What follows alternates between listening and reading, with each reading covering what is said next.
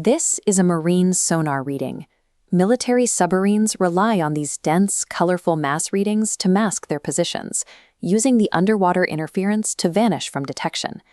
This localized mass, roughly the size of a small city, is entirely biological, a shifting barrier of living organisms. During the day, the surface of the open ocean looks like a blue desert, thousands of meters of water, appearing almost entirely devoid of life. Massive apex predators only find enough food to survive here because of a hidden ecosystem that rises from the depths after sunset. Every single night, hundreds of millions of tons of life move thousands of feet upward from the abyss in a single, coordinated movement. These deep-water creatures face a lethal trade-off. Reaching the nutrient-rich surface during the day means certain death from predators that hunt by sight. To stay hidden, they spend the daylight hours in the pitch-black, high-pressure environment of the deep sea. The ocean functions like a time-release system. The vast majority of its food supply is only accessible under the cover of absolute darkness. Dr. Bruce Robison's research identifies a specific environmental trigger for this event. This deep scattering layer is governed by the intensity of overhead light. This illustrates the biological tether. These animals are constrained to a zone where brightness is 1% of daylight. As the sun sets and light fades, the 1% boundary moves towards the surface. The biological mass follows in lockstep. This allows billions of specialized creatures, including bioluminescent siphonophores and deep-sea lanternfish, to reach the surface and feed on the massive blooms of plankton. The largest migration on the planet is a mathematical synchronization, dictated by the movement of a shifting shadow. Predators wait for this arrival at the surface. Apex hunters use the darkness to launch coordinated strikes against the rising biomass. The prey have developed specific defenses. Squid eject clouds of ink to create visual smokescreens.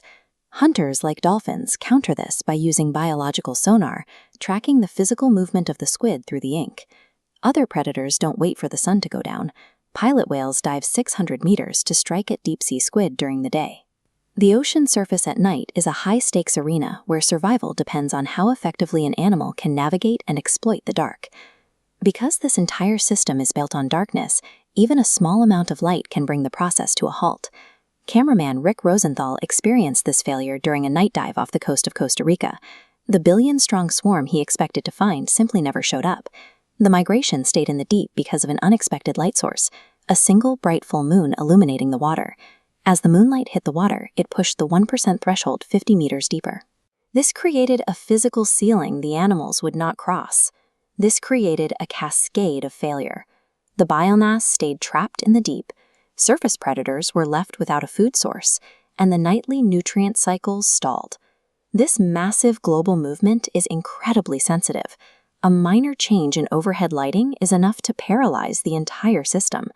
As the shadow of night sweeps across the planet, these glowing bands of biomass activate across every major ocean basin simultaneously. Every 24 hours, this movement pumps hundreds of millions of tons of carbon and biological energy from the surface into the deep. This living layer is so dense that early mariners using sonar frequently mistook the biological mass for the literal solid seafloor. By cycling nutrients and energy between abyss and surface, this massive daily movement sustains the biological balance of the entire ocean. At dawn, the process reverses. The 1% light line drops rapidly toward the seafloor, forcing the biological army back into the dark. The activity of the night is replaced by a silent, seemingly empty expanse of blue. If the light of a single full moon has the power to halt this global cycle, what happens when artificial human light